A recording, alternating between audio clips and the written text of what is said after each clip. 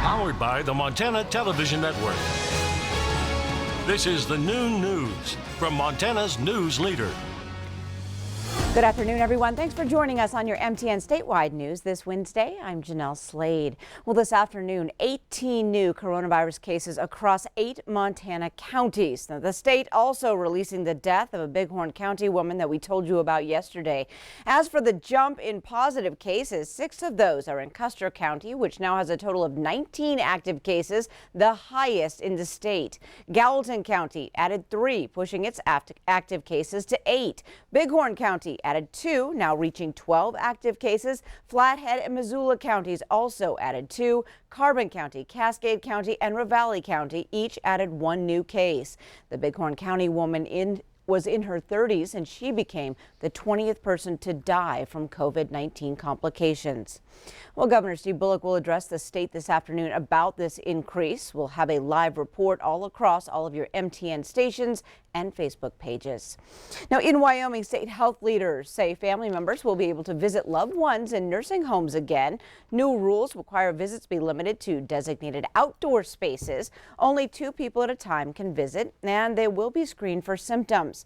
Additionally, a trained staff member will sit in on the visit, and masks are required for everyone. Currently, 191 people are infected with COVID-19 across Wyoming. Well, it may be raining where you are today, but portions of the state are already in the midst of fire season, and fire restrictions are going into place. Yellowstone County is now under Stage 1 fire restrictions, meaning there's no open burning across the county. Now, violating that order could sack you with a $5,000 fine and up to $10,000 for an organization. And in some cases, those disregarding the order could spend up to 6 months in jail. Well, although it's a welcome sight here in south central Montana, there's a lot of rain out there today, Ed. That's right, especially southern Montana, where we've had areas of snow hitting the higher elevations. The Beartooth Pass heading down into Wyoming on the Wyoming side has been closed since this morning.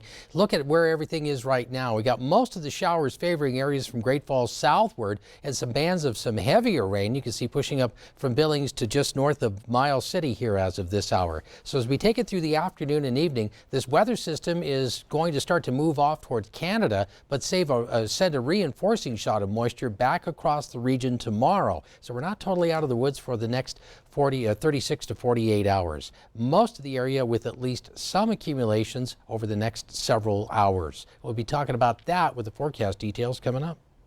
All right, thanks so much, Ed.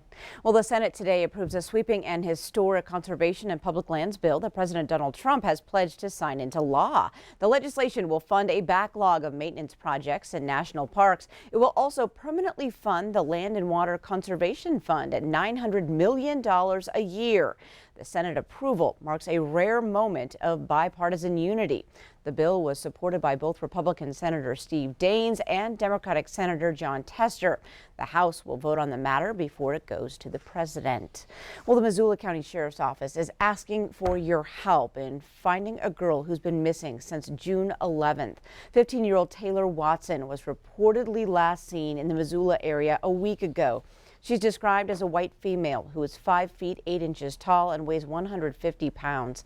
Taylor has brown hair and green eyes. Her nose and lip are pierced. She also has tattoos on her hand and the side of her body. Contact the Missoula County Sheriff's Office with any information. Well, it's been 2 years since Jermaine Charlo went missing from Missoula. As MTN's Katie Miller reports, her family is not giving up hope. God brings hope, and whatever is done in the dark will be brought out in the light. On June 16, 2018, Jermaine Charlo went missing. She was last seen in this area near Orange Street in Missoula. Her disappearance has garnered national attention, and local leaders say they are still looking for answers. Answers that the family says they so badly need. We never move on. Charlo's aunt, Valinda Morjo, says they've missed Jermaine every single day. Even if we find her not alive, that we can find whoever killed her to bring them to justice. Charlo is from Dixon, Montana, and her 25th birthday was in April. She has 2 sons. Her boys don't know where she is. One day your mom's home and you're so little that you don't understand, like, that she's gone missing, and that you just don't understand, like, why she's not home with you every night. Charlo has become a face of the missing and murdered Indigenous women movement. Never stop fighting to bring justice to the women who are gone on. Never stop looking for those loved ones that are still missing. Local search and rescue group, the Lifeguard Group, has conducted 18 searches for Charlo and has another planned for this Friday. As days go by, the odds go farther and farther away from our favor. But the fact that she's still missing, the family deserves for us to look. The Missoula Police Department says it's completed search warrants and interviews and investigated dozens of leads. It's important for us to find out all we can to provide some closure on this case for this family. Morjo says the family won't stop looking. We have to keep searching for her as if she's still alive, and that's our biggest hope, is that when we find her, she's still with us. In Missoula, Katie Miller, MTN News. Anyone with any information is asked to call Detective Guy Baker. Now, that Friday search is at 1 p.m. starting at the Evero Bar on Highway 93. A crime spree in Gallatin County is targeting police. Authorities say vandals left threatening messages and stole blue line flags at the homes of officers and their families. Victims include the family of Deputy Jake Almendinger, who lost his life while trying to help a stranded motorist last October. The Gallatin County Sheriff's Office says this is a disturbing new trend. If you have a problem with us, then I just met with a person last week face to face so we could actually have a discussion and answer their questions and their concerns and be transparent and explain to them what we do and why we do it. I mean, that's productive. Gallatin County Sheriff's deputies say the people responsible could face criminal mischief and theft charges. Well, a battle over the Keystone XL pipeline could be heading to the Supreme Court. The Trump administration is asking the High Court to overturn a ruling from a federal judge in Great Falls saying the pipeline cannot be built through waterways. The administration says the April ruling is too broad and threatens future pipeline development. Meanwhile, the developer is still moving forward with the pipeline near Glasgow. Well, Montanans as a whole aren't stepping up to return their 2020 census, and now leaders say poor response could cost the state more representation in Washington, D.C. Montana barely missed adding a second seat in the U.S. House back in the 2010 census. Many think the state has grown enough to add another seat this year.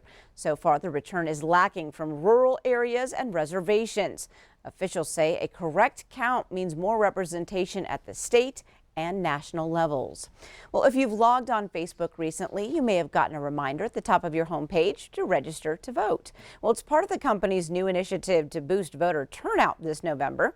The social media giant is also launching a voting information center on both Facebook and Instagram.